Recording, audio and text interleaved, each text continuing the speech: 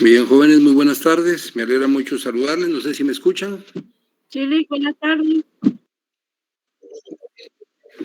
Muy bien. Entonces, vamos a continuar el día de hoy con el tema de la teoría del delito, por lo menos algún resumen muy sintetizado que estamos haciendo de los aspectos más importantes sobre el delito y que iniciamos eso la semana pasada y concluimos el día de hoy, para ya luego la próxima semana iniciar ya con los delitos en particular y para el día jueves de esta semana concluir con el tema de la participación y el iter criminis. Quisiera de nuevo que viéramos una presentación en donde definimos cómo se integra el delito, qué es el delito y cuáles son sus elementos. Si ustedes recuerdan, definimos en la sesión anterior el delito como una acción típica, antijurídica y culpable. Y afirmamos que el delito, para ser tal, debía tener tres requisitos indispensables, que son los elementos del delito: la tipicidad, la antijuridicidad y la culpabilidad. Que con uno de esos elementos que no existiera, entonces no había delito. Que nosotros deberíamos de comprobar en una acción para saber si es delito o no, la existencia de esos tres elementos. Dijimos que la tipicidad era el elemento del delito a través del cual una acción encaja en un tipo penal. Tipo penal es lo mismo que delito, de los que aparecen en el artículo 123 en adelante. El homicidio, por ejemplo, es un delito, es un tipo penal. La estafa mediante cheque es otro tipo penal. Tipos penales son sinónimo de delitos y son los que aparecen con una pena en la parte especial de nuestro código.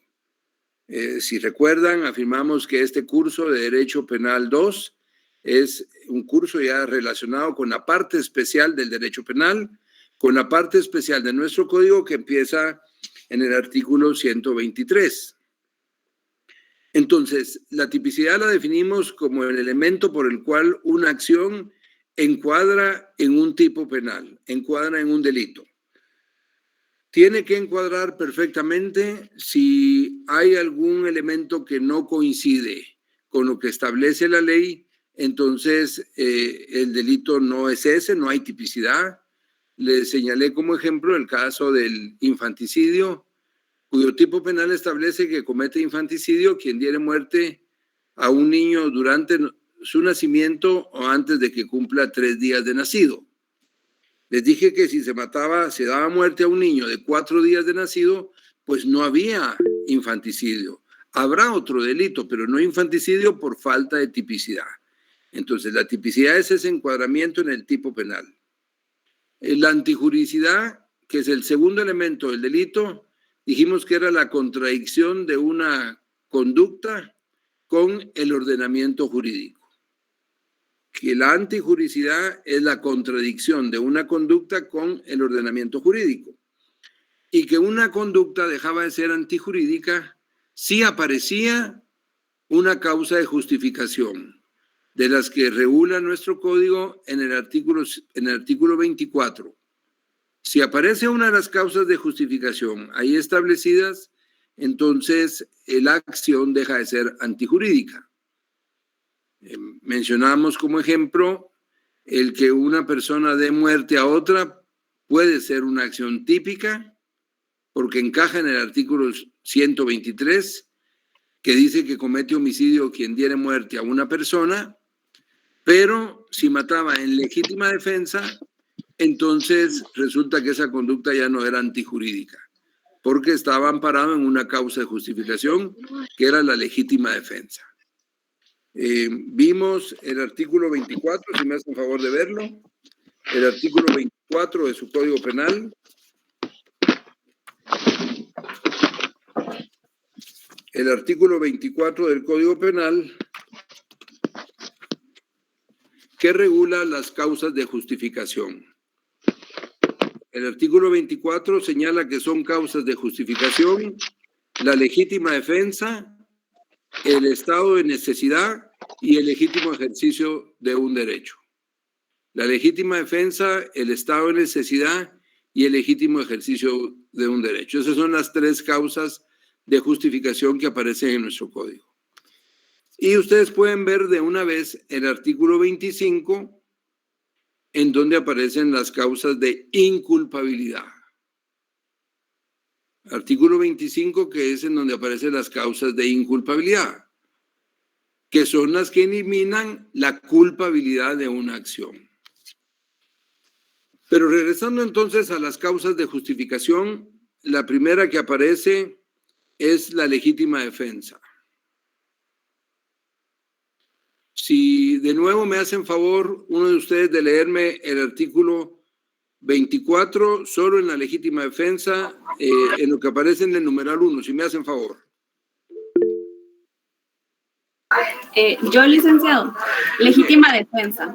Quien obra en defensa de su persona, bienes o derechos, o en defensa de la persona, bienes o derechos de otra, siempre que concurran las circunstancias siguientes. A.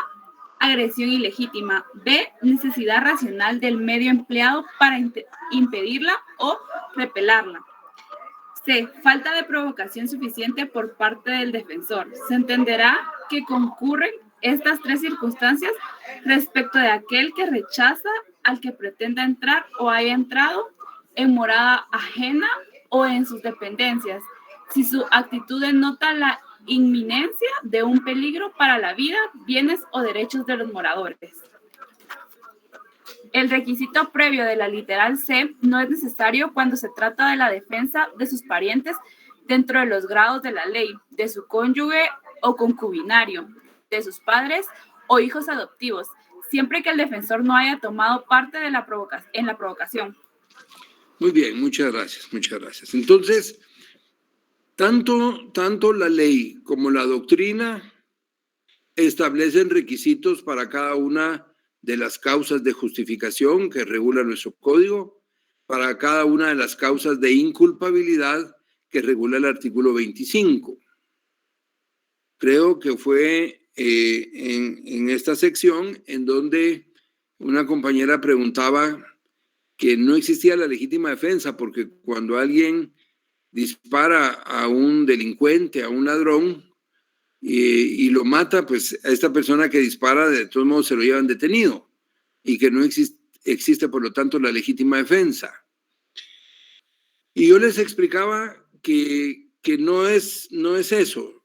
La legítima defensa sí existe y un tribunal puede declarar a una persona inocente por haber actuado en legítima defensa, pero el tema es que todo eso debe comprobarse, porque de lo contrario cualquier persona podría cometer una acción típica y simplemente tratar de defenderse o escudarse en que actúe en legítima defensa. No es automático que la persona diga que actúe en legítima defensa para que sea absuelta inmediatamente, sino en realidad todas estas acciones o todas estas justificaciones deben ser comprobadas.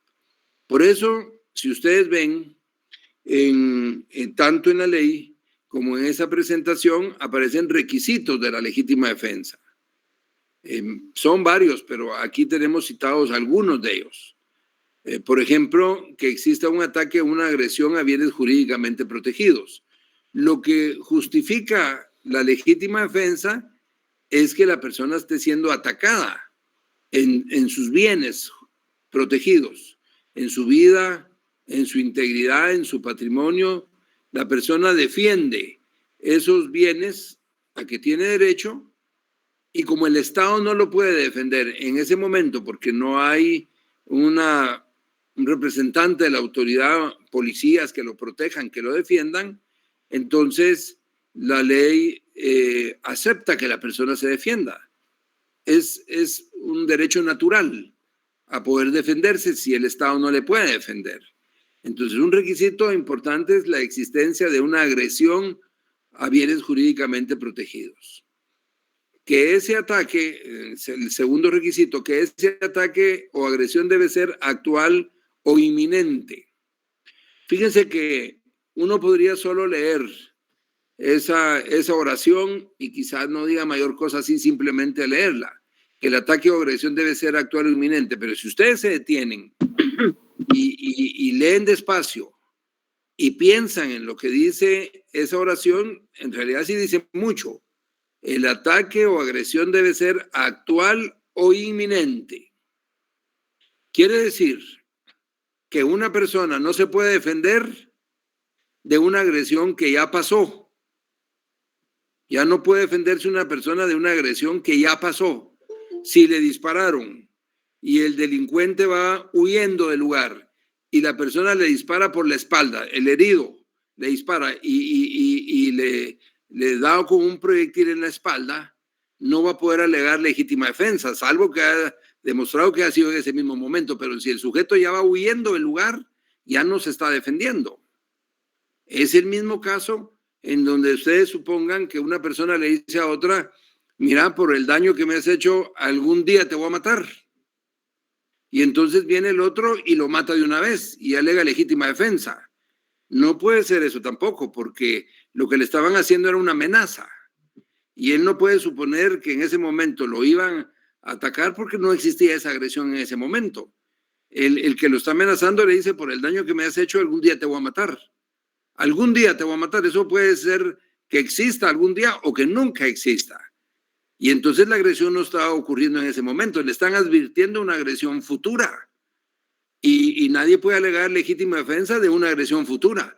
Solo puede alegar legítima defensa de una agresión que esté ocurriendo en ese momento, que sea inminente. Entonces, estos requisitos deben cumplirse.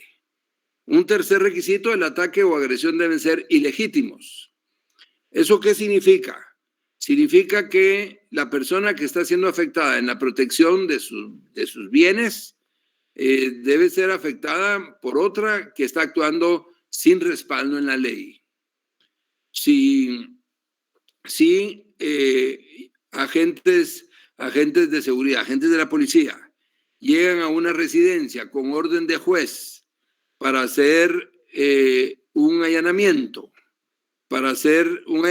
con orden de juez, pues las personas no pueden defenderse de ese registro domiciliario argumentando que están defendiendo su morada y que les están invadiendo su vivienda y que hay un ataque a su morada porque les están expresando que están actuando con orden de juez para hacer ese registro domiciliario. Entonces, esa supuesta agresión no es ilegítima, sino por el contrario, es legítima porque los policías van con orden de juez. Entonces, el que se defiende debe defenderse de una agresión ilegítima, es decir, de una agresión que no tenga fundamento legal. Ahí nosotros vemos algunos de los requisitos de la legítima defensa, pero si alguno de ustedes tiene alguna pregunta, me la puede hacer, por favor, o algún comentario sobre lo que hemos dicho. Yo, licenciado. Por favor. Sí, eso quiere decir, licenciado, cuando sobre el ataque o agresión debe ser actual o inminentemente. O sea, eso quiere decir que en el preciso momento. Sí, así es. Pero pasó un caso donde dos señores empezaron a pelearse. Sin embargo, el otro señor tenía un machete. El que tenía el machete le daba al señor, o sea, el otro señor no tenía ninguna herramienta. Sin embargo, el otro señor le quitó el machete al otro, y el otro se quedó indefenso. Entonces el otro agarró el machete y empezó a matar. Eso quiere decir que actuó en legítima defensa, sí o no, porque, o sea, ya estando el otro en indefenso, lo mató, y sin embargo tenía ahí la oportunidad de dejarlo ahí lesionado, no matarlo. ¿Será que ahí actuó en legítima defensa, sí o no?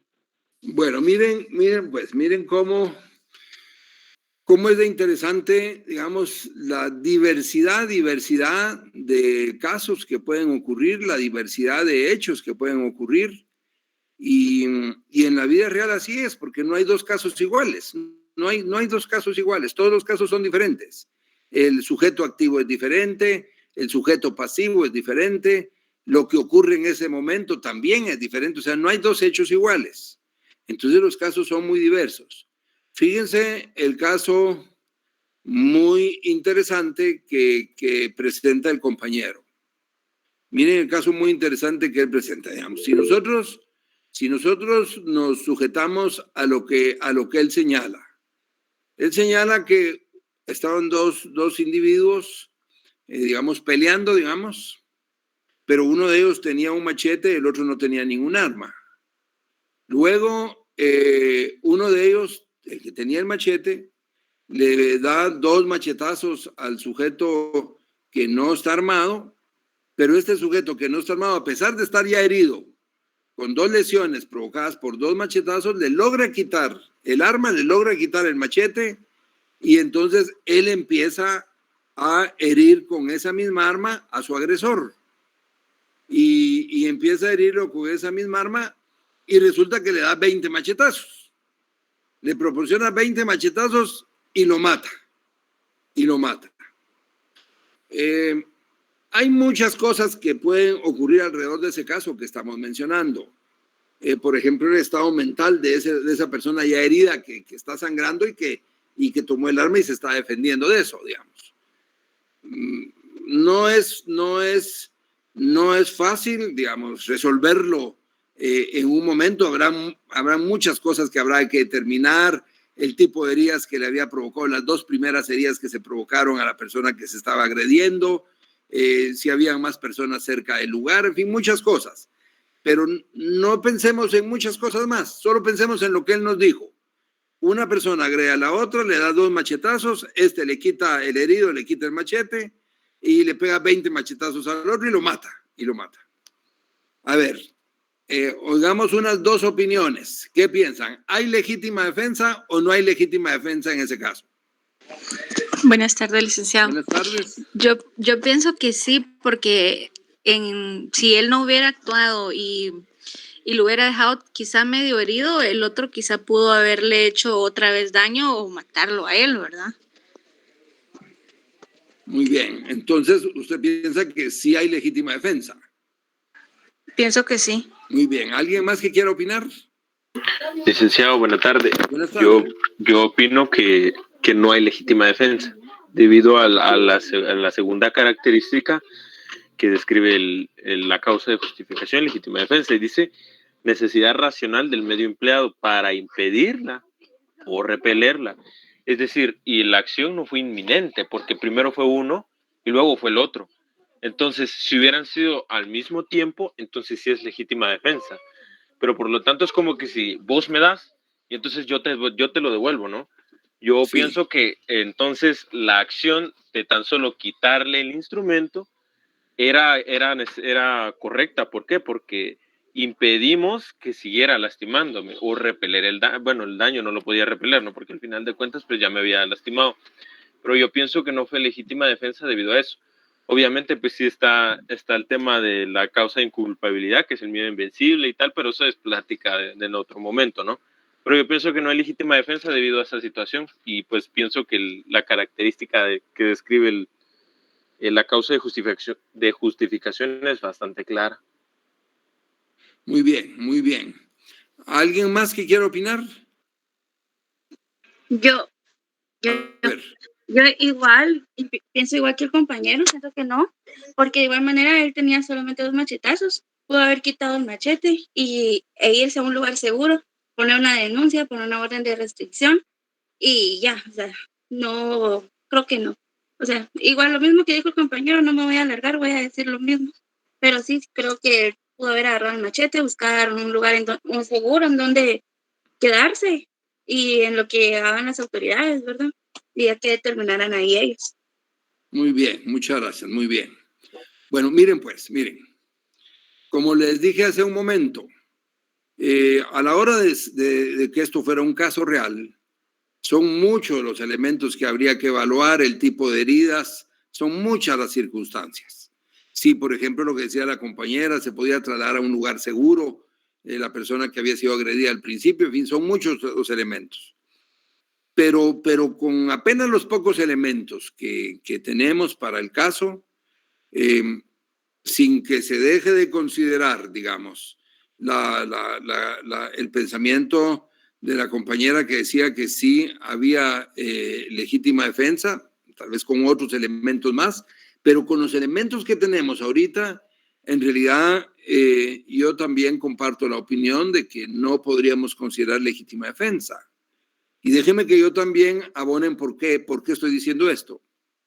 Bueno, no se olviden, yo les dije que este segundo sujeto, al que ya habían lesionado al principio, le pegó 20 machetazos. O sea, si no, yo les hubiera hecho uno. Le pegó un machetazo y le dio en la yugular y lo mató, porque además era hemofílico y se desangró, pero ahí, pues esos son otros elementos. Pero sin esos nuevos elementos, yo les dije que le dio 20 machetazos.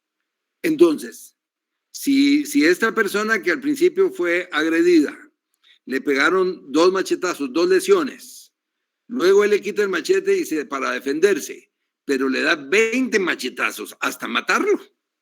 En realidad, ahí hay un exceso en lo que pudo haber sido al principio una defensa.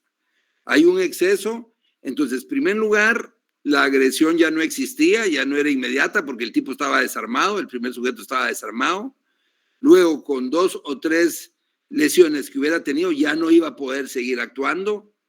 El sujeto que se estaba defendiendo pudo colocarse en un lugar seguro, como decía la compañera, y darle 20 machetazos implica ya una intención propia, digamos, de quizás matarlo de una vez. Hasta que lo mata, lo deja herir. Entonces, yo creo que se pierde el requisito de la agresión, que debe ser actual o inminente, y se pierde la racionalidad del medio empleado porque hay un exceso en la defensa. Como bien lo dijo el compañero, pues se podrán analizar otras cosas, por ejemplo, una causa de inculpabilidad, o podrán haber atenuantes, ponerle una pena baja, porque él actuó ya alterado mentalmente, con una alteración mental, con sangre en su propio cuerpo, y estaba ya alterado. Bueno, y todo eso le puede rebajar la pena, pero legítima defensa no. Pero legítima defensa no, porque hay 2 requisitos que no se cumplen, que es el de la inmediatez de la agresión de que se está defendiendo. Ahí la agresión ya había pasado y además hay un exceso en la defensa. Yo intencionalmente les dije a ustedes que este señor que se defendió le dio 20 machetazos. Entonces no van a decir que era necesario darle 20 machetazos para defenderse, si ya lo había desarmado desde el principio. Entonces son casos complicados, pero hay que tener mucho cuidado, porque de lo contrario, también cualquier persona queriendo matar a otra se escuda en que actúa en legítima defensa y entonces lo que cometen son hechos que finalmente quedan impunes bajo el amparo de una causa de justificación que pudiera pretender la persona.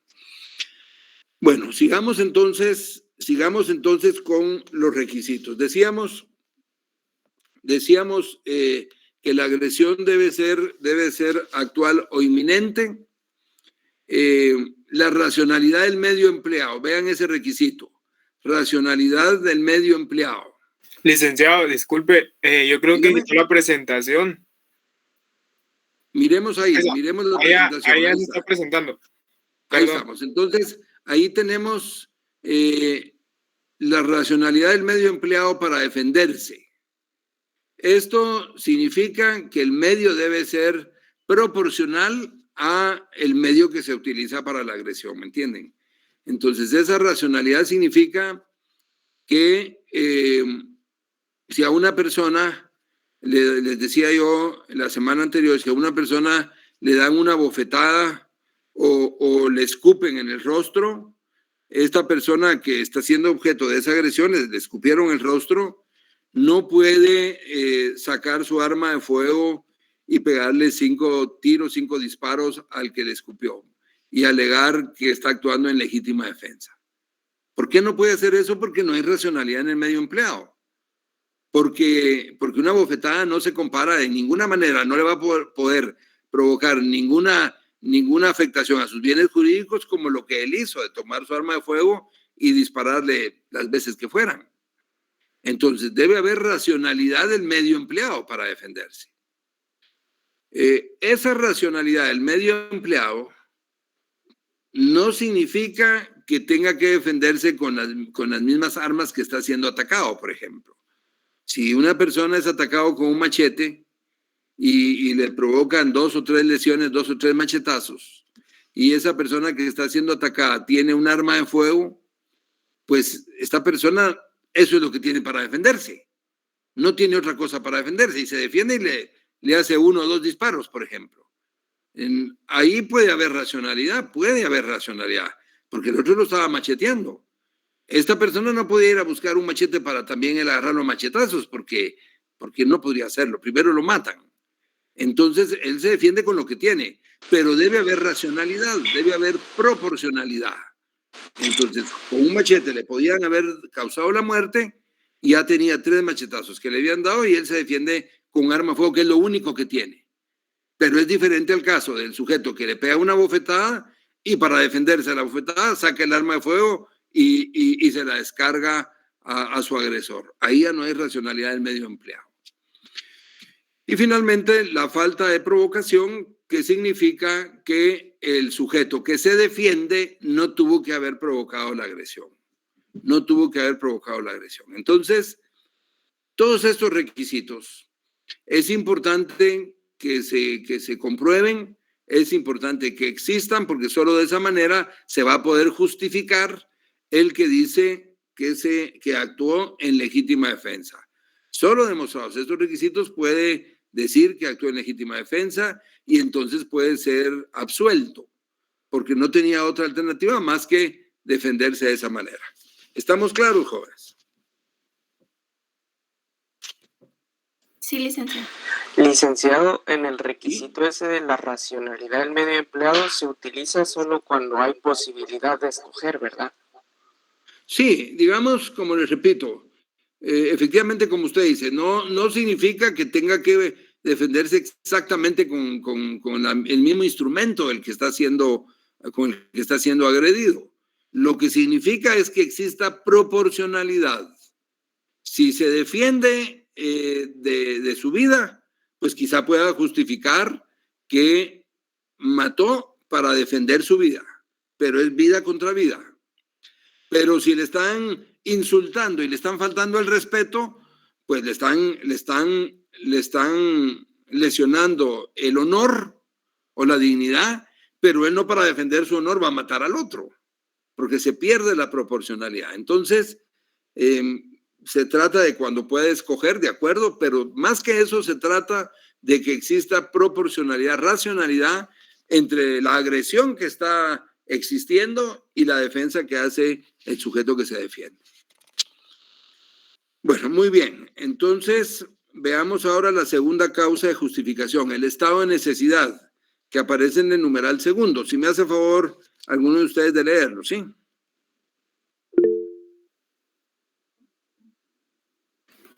Estado de necesidad. Quien haya cometido un hecho obligado por la necesidad de salvarse o de salvar a otros de un peligro no causado por él voluntariamente, ni evitable de otra manera, siempre que el hecho sea en proporción al peligro. Esta excepción se extiende al que causare el daño en el patrimonio ajeno, si concurrieran las condiciones siguientes. A. Realidad del mal que se trate de evitar. B. Que el mal sea mayor que el que se cause para evitarlo.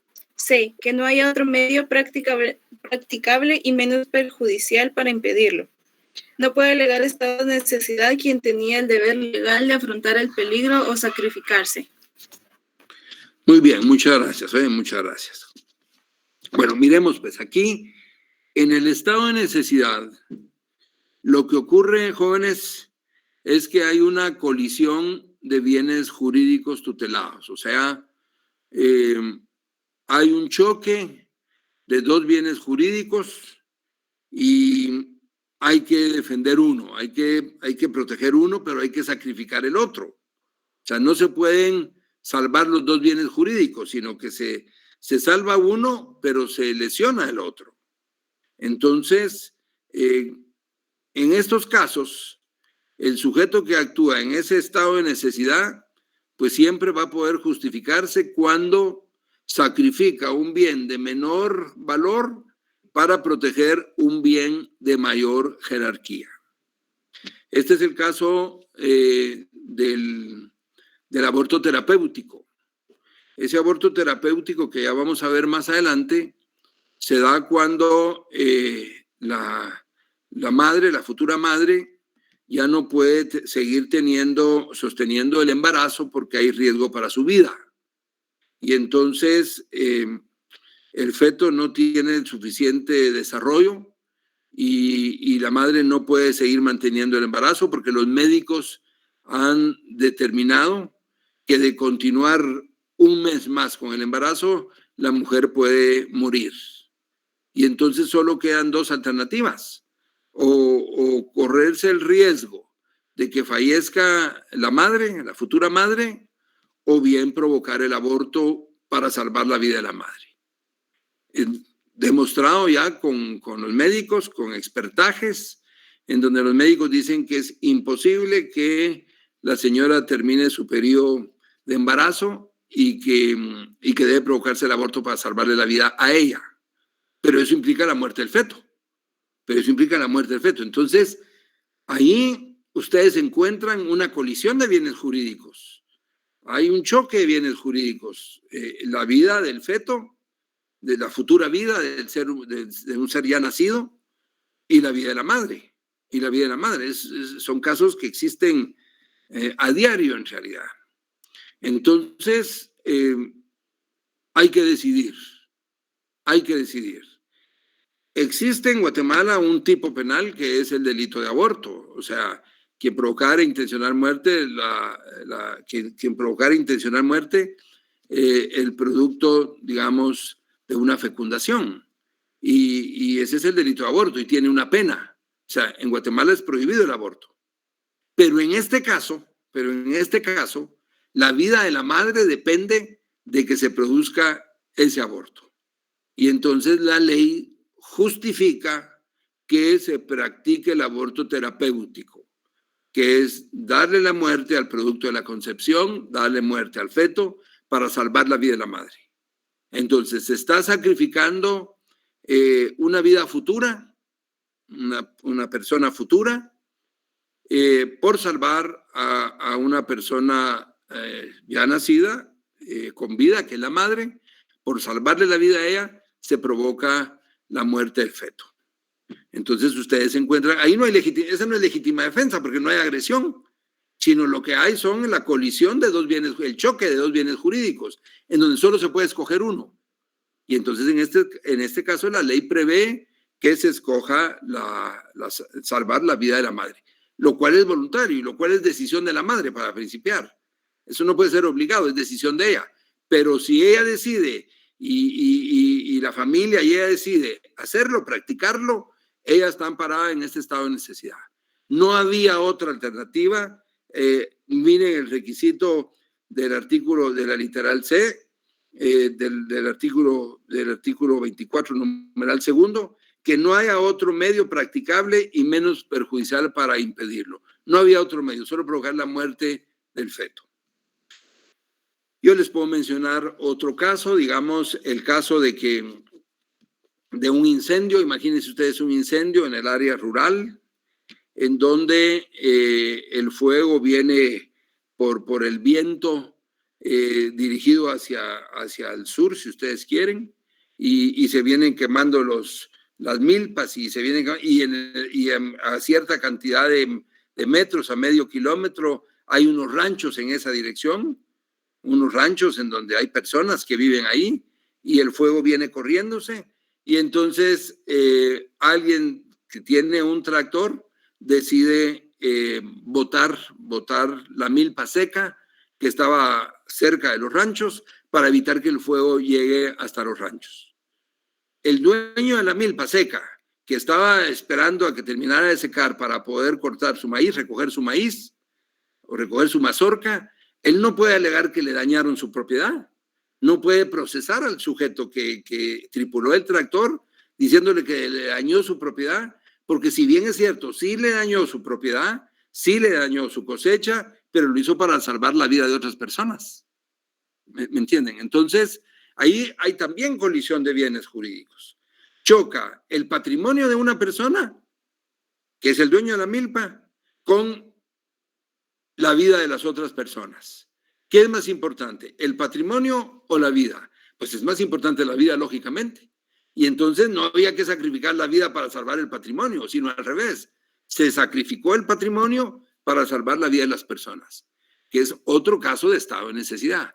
Pero en esos casos es diferente a la legítima defensa, porque ¿qué es lo que genera la legítima defensa? Una agresión de una persona sobre otra. Aquí, en estos casos que estamos viendo ahorita, si ustedes se dan cuenta, no hay agresión de uno sobre otro, ni hay defensa, sino lo que hay son choque de dos bienes jurídicos y en donde se debe salvar el de mayor valor por el de menor valor, no al revés. Siempre se debe salvar el bien de mayor valor, sacrificando el bien de menor jerarquía. ¿Alguna pregunta, jóvenes?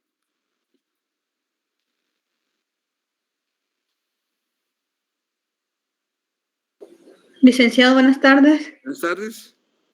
Eso también es el caso de cuando, por ejemplo, se rompe un vidrio de un auto, de un carro para salvar a un bebé que está dentro de él, ¿verdad? Exactamente. Exactamente es el mismo caso. Es el mismo caso, es también un buen ejemplo porque igual se está sacrificando el patrimonio de una persona, el dueño del vehículo, para salvar la vida. Entonces se cumple con ese requisito de sacrificar un bien de menor valor para proteger uno de mayor valor. Exactamente es el mismo caso hoy. Y finalmente, jóvenes, entonces, la última causa de justificación es el legítimo ejercicio de un derecho. Si me hacen favor de leerlo en el numeral tercero. Si me hacen favor de leerlo. Sí.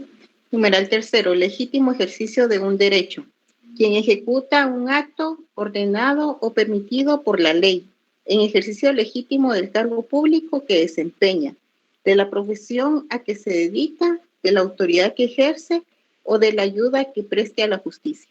Muy bien, muchas gracias. Entonces, este legítimo ejercicio de un derecho tiene que ver con, por ejemplo, la profesión de los médicos, cuando hacen una intervención quirúrgica, una cirugía, pues claro que están provocando una lesión en el cuerpo, pero es una lesión para salvarle la vida a la persona.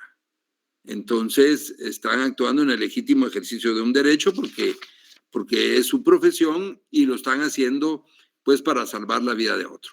Bueno, entonces, estas son las tres causas de justificación que eliminan la antijuridicidad. Entonces, cuando una acción, jóvenes, es típica, podemos decir que es antijurídica, salvo que aparezca una causa de justificación. Si una persona actúa en legítima defensa, actúa bajo el estado de necesidad o actúa en legítimo ejercicio de un derecho, no comete ningún delito, porque su acción es jurídicamente aceptable. Entonces desaparece la antijuridicidad como causa de justificación y entonces como elemento del delito, entonces ya no se da el delito porque no se da ese segundo elemento. Y luego, en el artículo 25, nosotros vamos a encontrar otras causas que también eliminan el delito.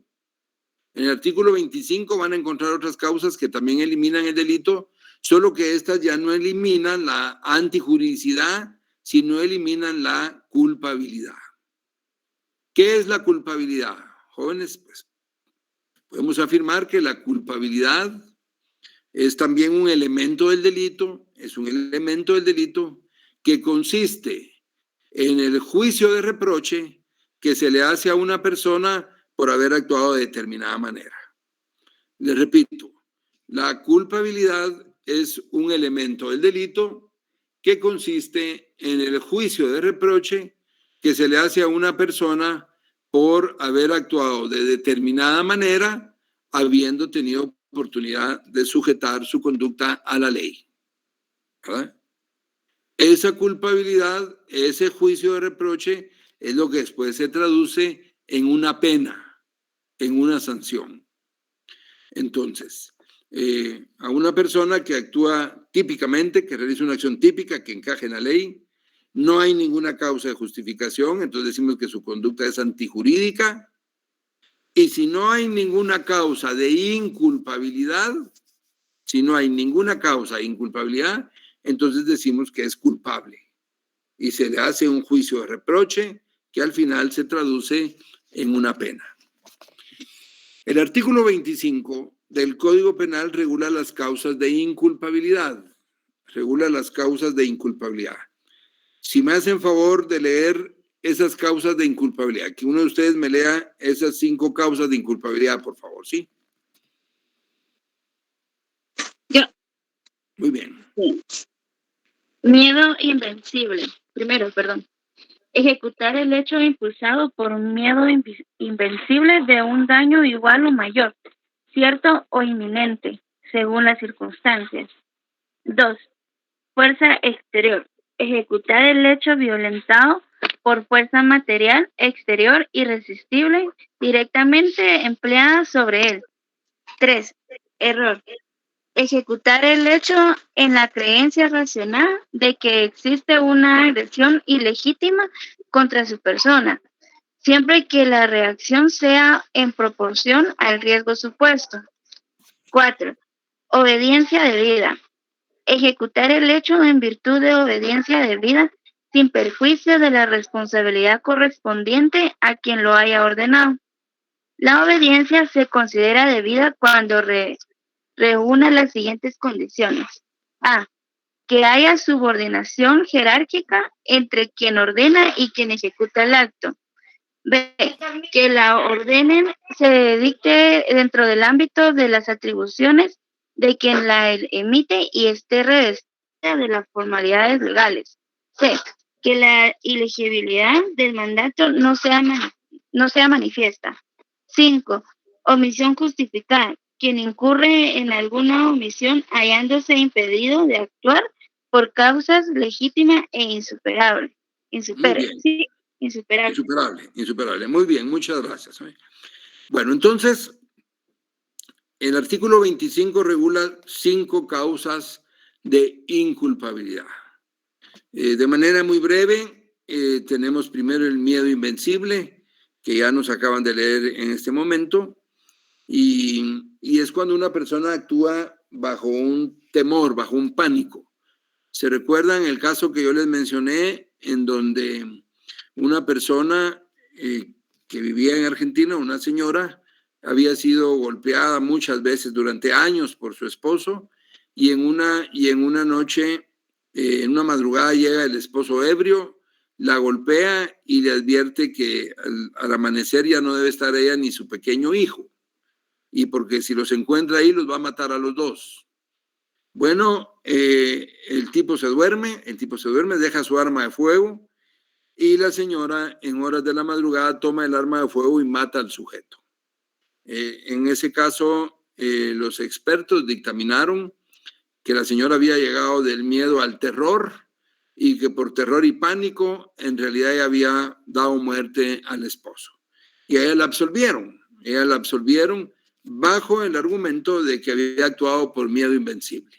Entonces, aunque la acción era típica y antijurídica, no era culpable porque los tribunales, después de oír a los psicólogos y a los psiquiatras, concluyeron que ella había actuado bajo ese miedo invencible, que es ejecutar el hecho impulsado por miedo invencible de un daño igual o mayor, cierto o inminente, según las circunstancias.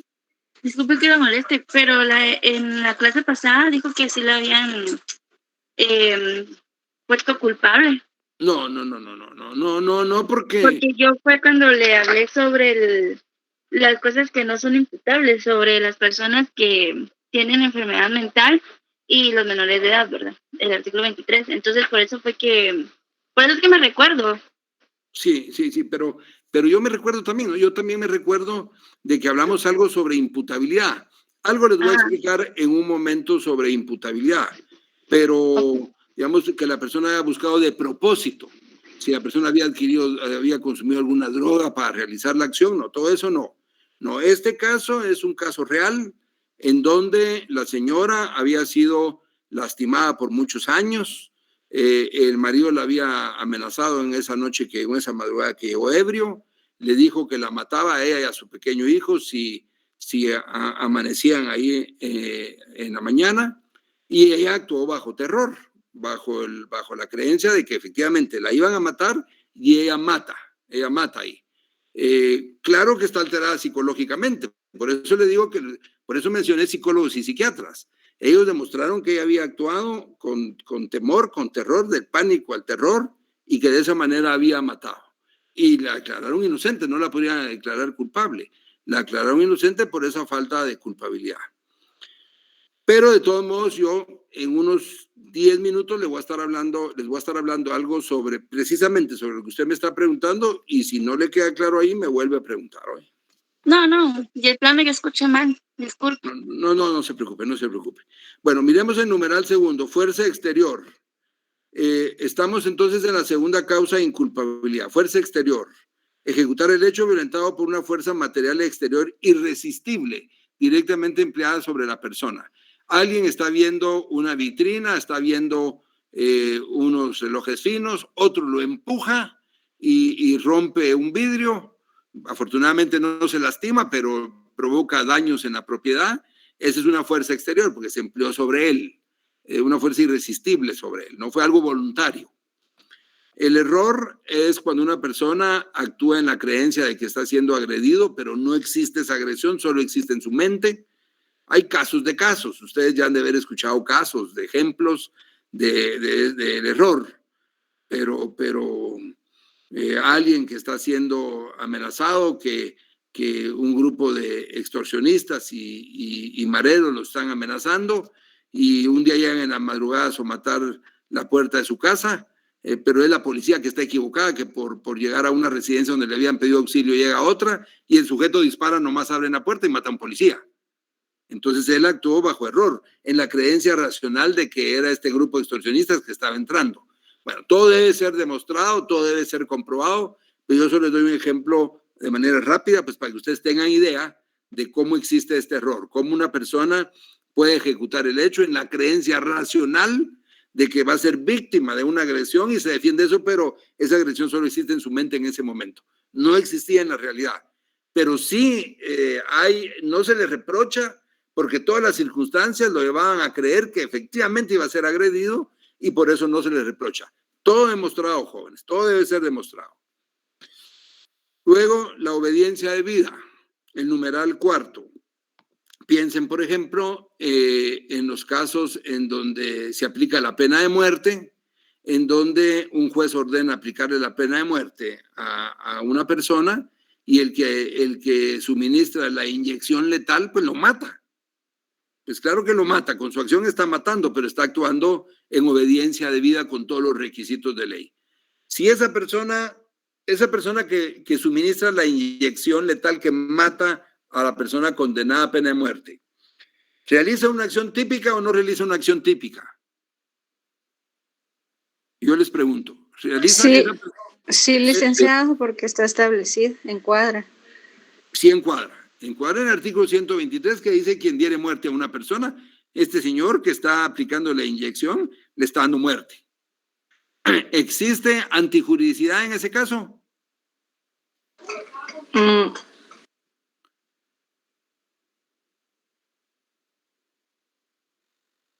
¿Hay alguna causa de justificación en ese caso?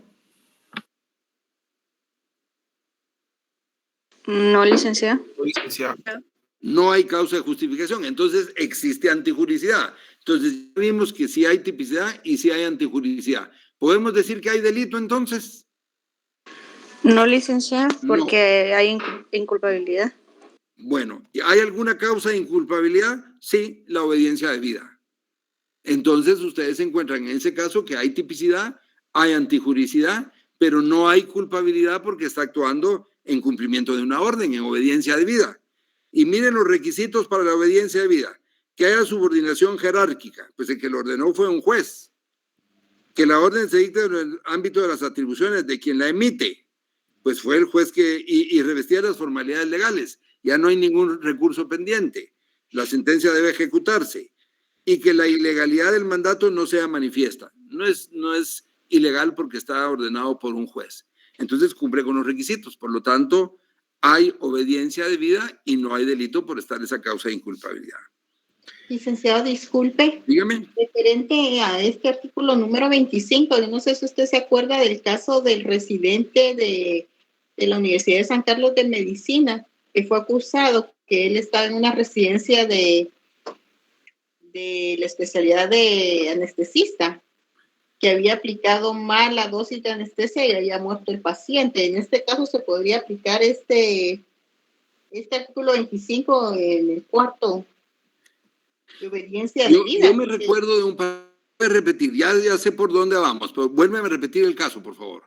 Ok, que este residente de la especialidad de anestesia estaba en una cirugía. Ajá. Y el coordinador de la especialidad médica lo dejó que él actuara, pero él aplicó mal la anestesia y falleció el paciente. Entonces, en este caso, la responsabilidad no sería del estudiante, porque él recibió órdenes de la cantidad de lo que tenía que aplicar de anestesia.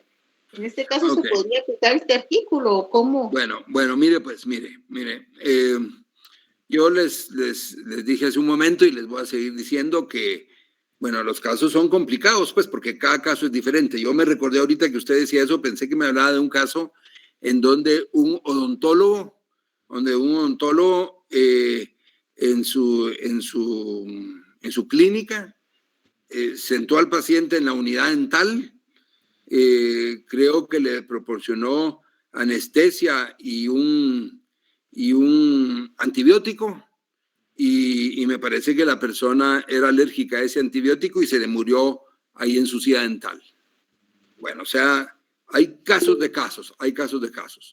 Pero yendo al que usted me está mencionando, digamos, ahí hay varias cosas que habría que determinar para saber quién puede tener responsabilidad y quién no. ¿Oye? Por ejemplo, si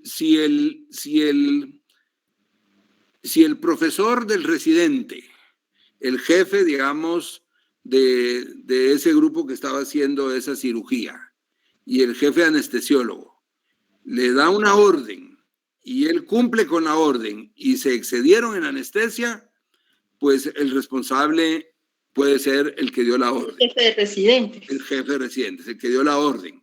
Porque el alumno estaba actuando en una obediencia de vida de su profesor. Pero si el alumno se excedió él mismo por error de la dosis de anestesia que le estaba aplicando, él podría ser responsable de un homicidio culposo por negligencia, por ejemplo. Entonces, yo le doy los dos casos. Uno, en donde el alumno sí siguió las instrucciones del profesor, en donde no es responsable el alumno, sería responsable el profesor. Y otra, en donde el alumno, que ya es médico porque está haciendo la residencia, lo que hace es excederse, él comete una imprudencia, se excede en anestesia y mata al paciente. Entonces, ya es responsabilidad de él como un delito culposo, no intencional, pero sí por negligencia. Así es que, en la pregunta que usted me hacía, en donde él sí siguió las instrucciones de su profesor, efectivamente, pues el responsable es el que dio la orden. Sí, porque en el caso que usted mencionaba del odontólogo, en mi punto de vista, yo sí le daría la responsabilidad al odontólogo, porque antes de hacer un proceso, tiene que mandar al paciente a hacerse análisis o hacer un cuestionario de ver a qué medicamentos puede ser alérgico y a cuáles no. Por supuesto, pero digamos, yo no me recuerdo ese extremo. Yo le mentiría si le diría que recuerdo, pero es posible que hayan llenado el formulario y que el paciente a ellos no sea alérgico a ningún medicamento. Entonces, los casos van variando. Los casos, cada elemento que usted le pone un caso varía. Si no le aplicó digamos, ese formulario, ese cuestionario, por supuesto que será responsable el odontólogo por la imprudencia que se cometió. Pero así varían los casos, jóvenes, así varían los casos. Bueno, gracias. Para servirle, la última causa de inculpabilidad es la omisión justificada, que aparece en el numeral quinto. Y ese numeral quinto regula como causa de inculpabilidad la omisión justificada, quien incurre en alguna omisión hallándose impedido de actuar, por causa legítima e insuperable. Bueno, es el que omite hacer algo porque no puede hacerlo. El que ve que un niño se está ahogando y no le presta auxilio porque él no puede nadar tampoco. Porque él no puede nadar y no encuentra nada cómo poder auxiliar al niño en ese momento. Entonces, él no le presta el auxilio porque no estaba en condiciones de poder auxiliarlo. Esa es una omisión justificada. Si a esa persona la acusan por omisión de auxilio, él puede decir que su omisión se encuentra justificada porque pues él tampoco sabe nadar y no tenía ninguna otra forma de cómo poder salvar al niño en ese momento. ¿Alguna pregunta, jóvenes? Yo, licenciado. Dígame. No. Eso quiere decir. Sí, mire, licenciado, obediencia, yo tengo una pregunta sobre obediencia de vida. Eso no aplica en casos, por ejemplo, si digamos de que un secuestrador le dice, una persona secuestra familiares de una persona y este secuestrador le dice al papá, digamos que secuestra a los niños, y este secuestrador le dice a los papás de los niños que tiene que matar a una persona para que los hijos de él queden libres. Ese papá le da muerte a otra persona. ¿No aplica en ese sentido? No, sí, no. Bueno, ahí habría que buscar otros elementos del hecho que usted menciona, porque ahí la persona podría tratar de ampararse en un miedo invencible también, o en la defensa de su hijo, pero el tema es que tendría él la oportunidad de haber acudido a la autoridad, a pedir auxilio. Yo le diría, es difícil que se pueda justificar eso hoy. Entiendo lo que usted me dice, y esa sería una forma de autoría muy particular, esa forma de autoría que ya el licenciado Mario Castillo les hablará o ya les platicó sobre eso. Esa forma de autoría se llama de autor mediato con instrumento sometido a coacción, porque si usted se da cuenta, el autor de ese homicidio que se cometió es el secuestrador, porque él está obligando al padre del niño a que haga eso. Si usted se da cuenta, está utilizando al padre del niño para que haga eso, queriendo salvar la vida del hijo. Entonces, ese es un caso típico de ejemplo de una autoría mediata con un instrumento sometido a coacción.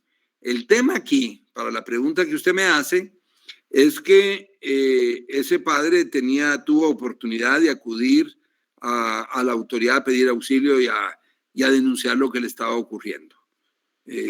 Yo creo que no se justificaría, no habría obediencia debida, no habría ni causa de justificación ni causa de inculpabilidad, porque si no, pues sería muy fácil que secuestradores o personas que detengan ilegalmente a otros le pidan, mire, le suelto a su familiar, pero va a matar al fulanito.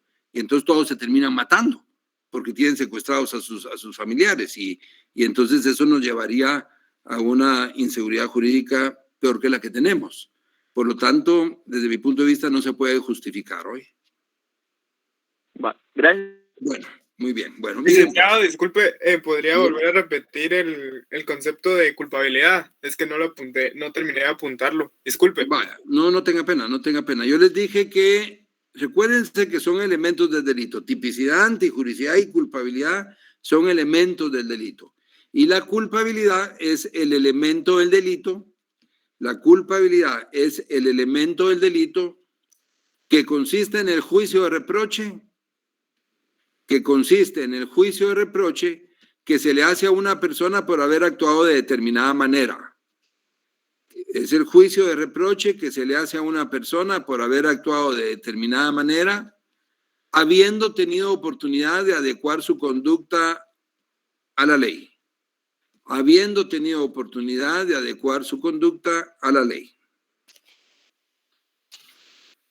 Bueno, miren pues, yo solo quiero rápidamente hablarles de dos artículos, porque perdone.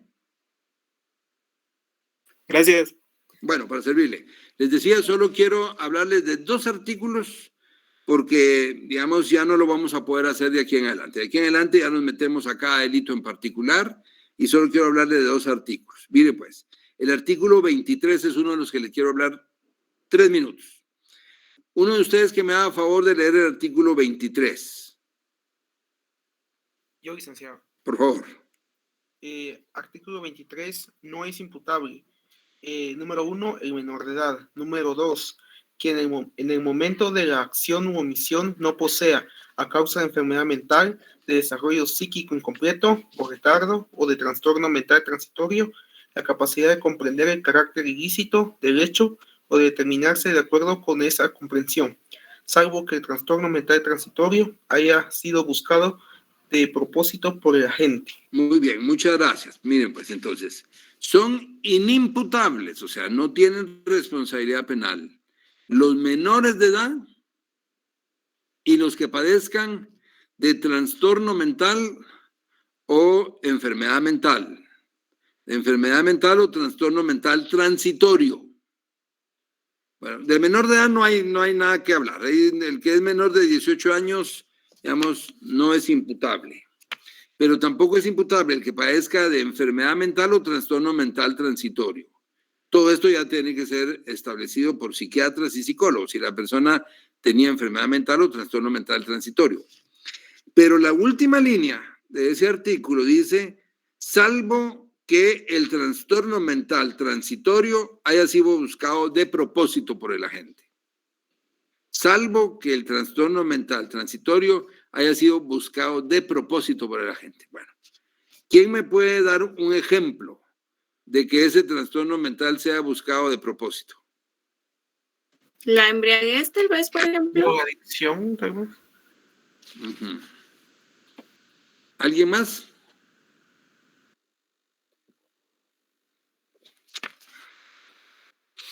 Bueno, miren pues.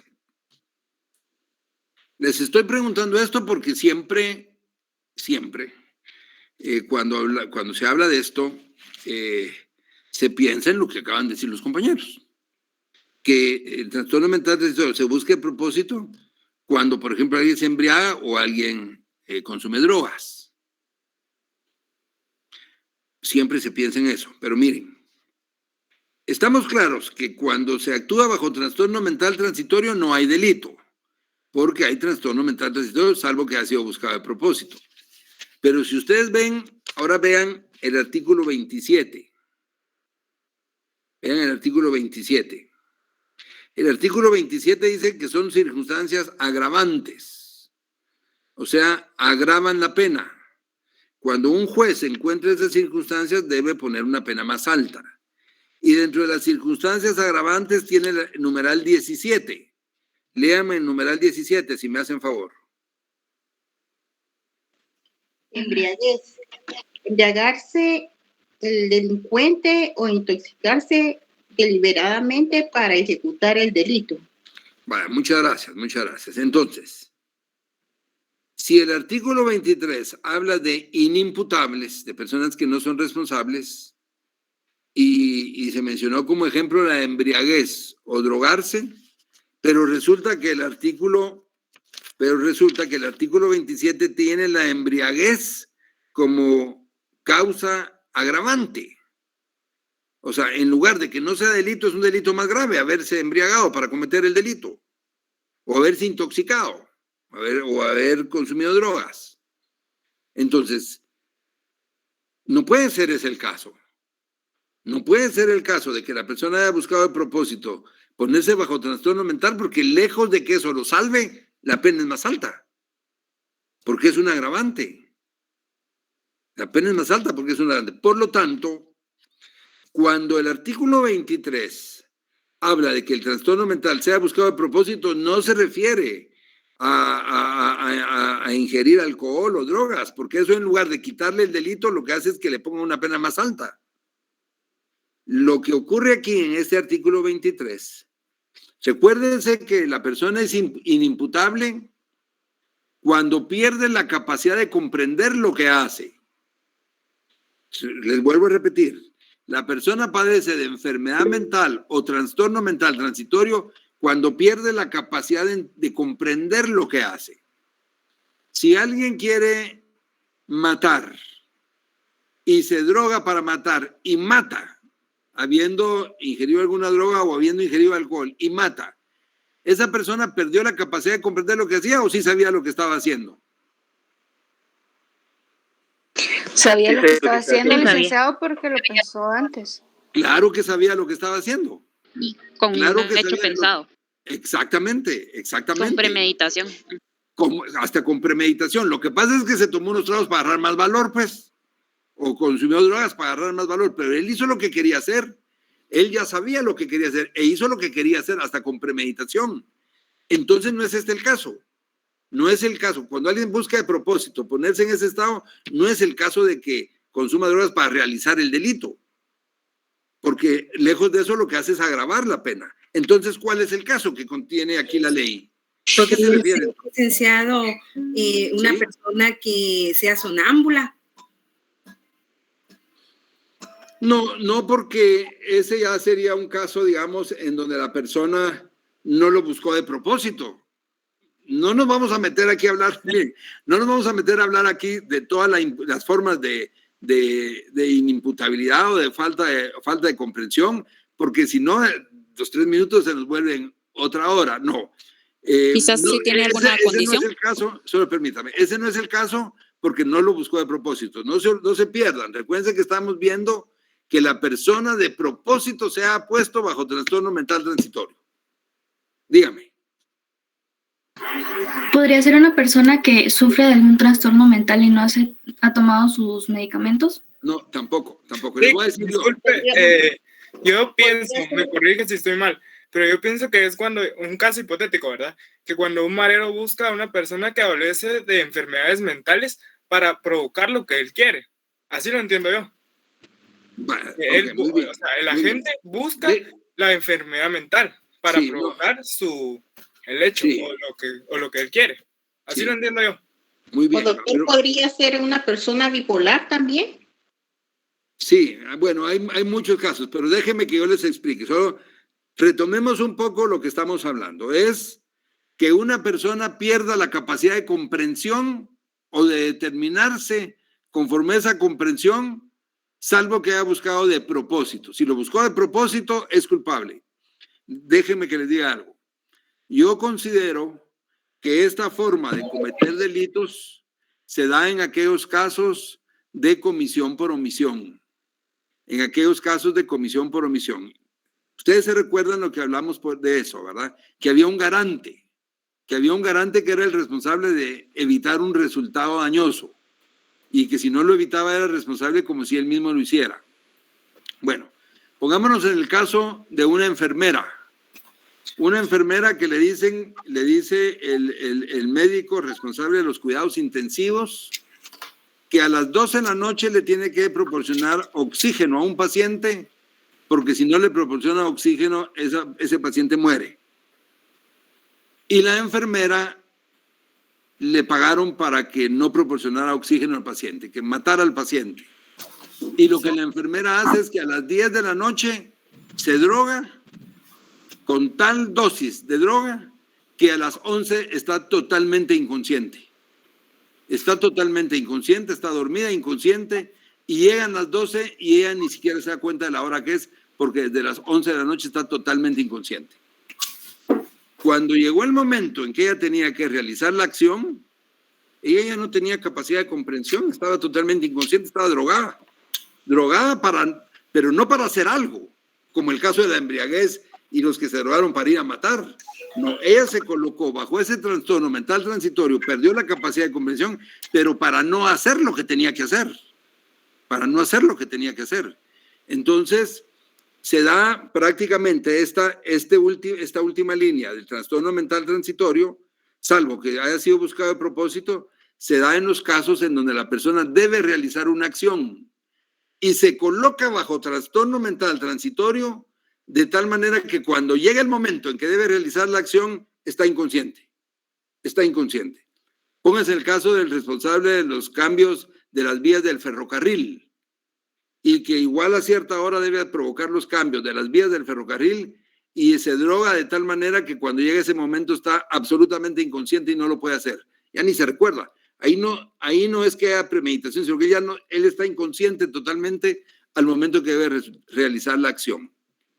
Entonces, prácticamente, esta última línea, en donde la persona busca de propósito ponerse en ese estado, se da cuando la persona es garante y tiene la obligación de realizar una acción, pero se coloca bajo un trastorno, bajo el argumento de que no puede realizarlo, pues porque está totalmente inconsciente. Licenciado, en este caso, ¿por qué no sería un agravante para el delito? Si igual lo hizo a propósito para hacerle daño a una persona. Es que claro que es un agravante. No, claro que es un agravante. Por eso la ley establece, si usted se da cuenta, la ley establece que no comete el delito quien actúa, que en el momento de la acción no posea a causa de enfermedad mental, de desarrollo psíquico incompleto, retardado, de trastorno mental transitorio, la capacidad de comprender el carácter ilícito del hecho, determinarse de acuerdo con esa comprensión, salvo que el trastorno mental transitorio haya sido buscado de propósito. O sea, si la persona buscó de propósito colocarse en ese trastorno mental transitorio, no lo salva. Aunque esté bajo trastorno mental transitorio porque estaba inconsciente, no se salva. Siempre es responsable porque lo hizo de propósito. ¿Me explico? O sea, sí, gracias. O sea, la persona es responsable porque lo hizo de propósito. Pero no es el caso, a lo que yo me refiero, no es el caso del que toma licor para ir a matar porque ese no está bajo trastorno mental transitorio. Es que el trastorno mental transitorio es perder la capacidad de comprensión. Y el que se embriaga para ir a matar, ya hablamos hace un momento de que no perdió la capacidad de comprensión. Sí sabía lo que estaba haciendo. Hasta actuó de manera planificada y premeditada, como dijo la compañera. En cambio, en este otro caso que yo les estoy mencionando, sí hay trastorno mental transitorio porque la persona está inconsciente, pero lo buscó de propósito. Entonces siempre es responsable. En los dos casos son responsables. Ya le comprendo, licenciado, gracias. Bueno, muy bien. Y el otro artículo que quiero que me hagan favor de ver es un artículo también muy interesante que muchas veces no se advierte lo que ahí se establece. Leamos el artículo 66. Esto es de las penas. ¿Cómo se fijan las penas? Artículo 66. Alguien que me lea el artículo 66, por favor. Yo, licenciado. Hágame favor. Artículo 66. Aumento y disminución de límites.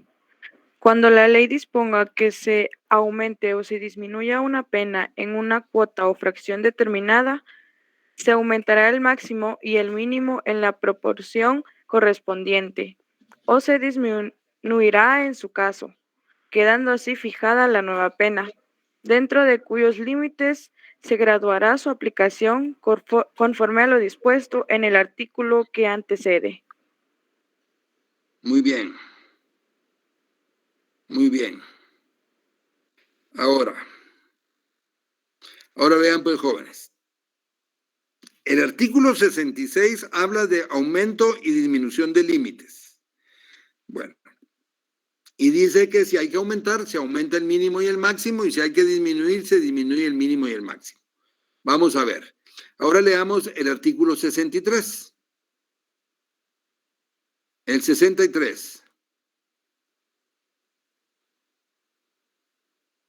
Al autor de tentativa y al cómplice del delito consumado.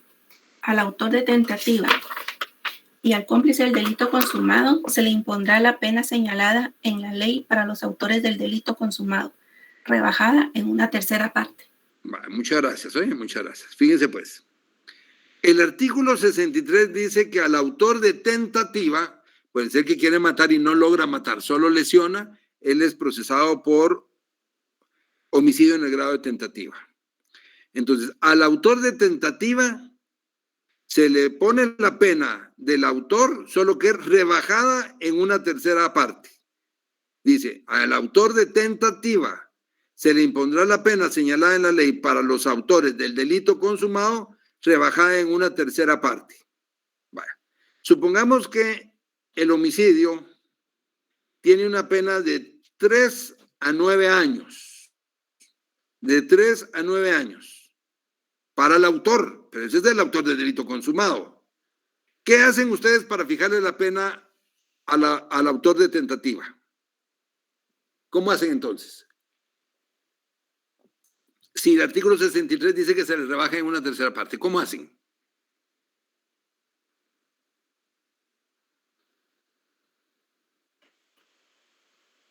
¿Serían 3 años en este caso? No. Hay que rebajar el mínimo y el máximo de la pena.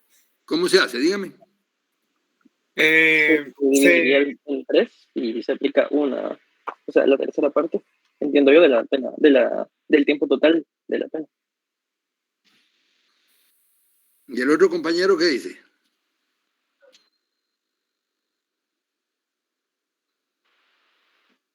Lick, ¿Sí?